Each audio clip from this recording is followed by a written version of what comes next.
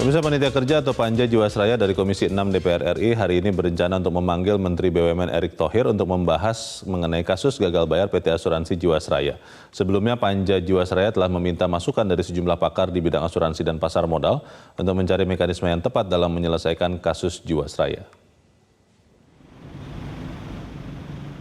Pemerintah bersama Panja Jiwasraya terus berupaya untuk mencari solusi yang tepat dalam menyelesaikan kasus gagal bayar PT Asuransi Jiwasraya.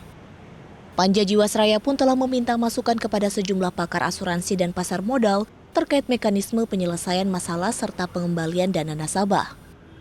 Anggota Panja Jiwasraya Hendrik Lewerisa menjelaskan, terdapat sejumlah solusi yang sedang dipertimbangkan untuk menyelesaikan masalah ini, seperti melalui skema privatisasi hingga penyertaan modal negara atau dana talangan alias bailout.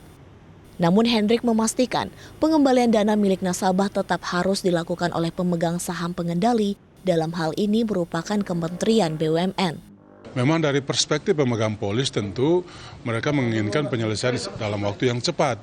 Tapi dari perspektif pemegang saham pengendali pemerintah, Kementerian BUMN, tentu kan itu tidak seperti yang secepat yang diharapkan. Tapi yang pasti memang para pemegang saham, para pemegang polis asuransi Jiwasraya ini hak mereka akan diselesaikan oleh pemegang saham, dalam hal ini adalah Kementerian BUMN.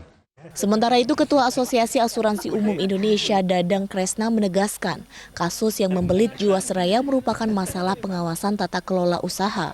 Namun Dadang enggan berasumsi terkait peran OJK yang berperan besar dalam pengawasan hal ini. Menurut Dadang, solusi utama untuk menyelesaikan gagal bayar Jiwasraya adalah melalui suntikan dana yang menjadi tanggung jawab pemegang saham pengendali, yakni pemerintah.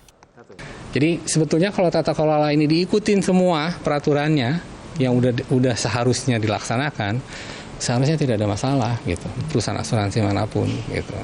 Ini kelalaian di OJK Pak sebagai pengawas. Saya nggak bisa menjudge begitu. Ya, apakah di OJK, apakah di Jiwasraya, apakah di pemegang saham.